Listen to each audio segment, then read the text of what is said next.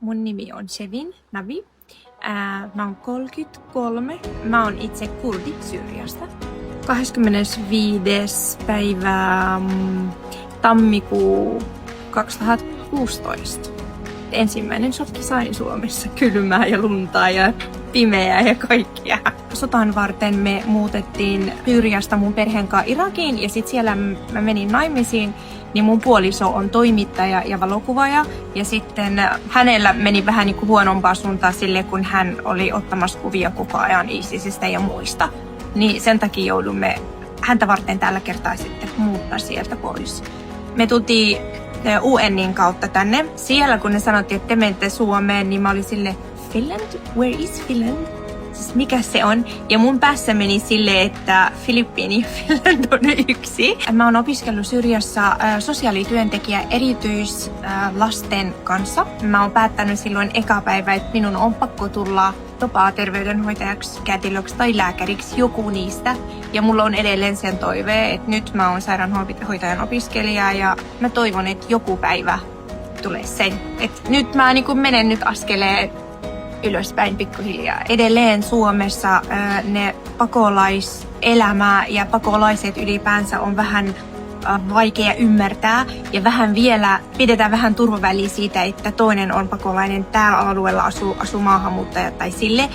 Mä ymmärrän, että saattaa olla huonot ihmiset, mutta koko maailmasta on huonot ihmiset, myös suomalaisissa, myös jokaisessa paikassa. Niin ehkä tulevaisuudessa tulee paljon parempaa, ymmärretään toisia, opetellaan sille, että mitä on hyvät puolet sulle ja mulle.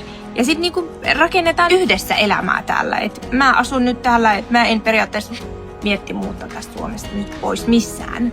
Kun mä oon itse mun elämä täällä, mun lapset on syntynyt täällä, mä oon töissä täällä, mä oon opiskellut täällä, mä opiskelen vielä täällä. Niin minusta tuntuu, että mä oon nyt osa tästä maailmasta, maasta, vaikka mä en oo syntynyt täällä. Yksinäisyys periaatteessa voisi olla yksi niitä asioita, mitä mä inhon. Et mä välillä on silleen, mä en halua istua yksin, tulkaa vaan jo tänne päin.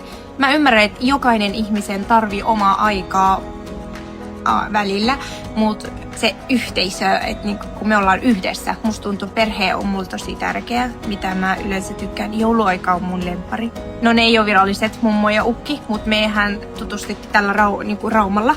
Ja sit kun heillä ei ole omat lapset, niin meistä tuli ihan äiti-tytär. Ja siitä lähtien ukki. Ja sitten kun mulla syntyi lapset, niin niitä oli ihan mummo ja ukki. Ja meillä on sille tosi kivaa aina.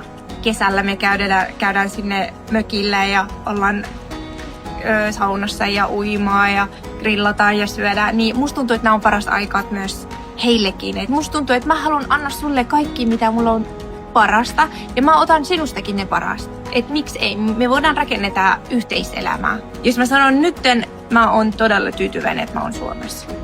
Oikeesti todella tyytyväinen. Mä oon asunut nyt Suomessa 9 vuotta.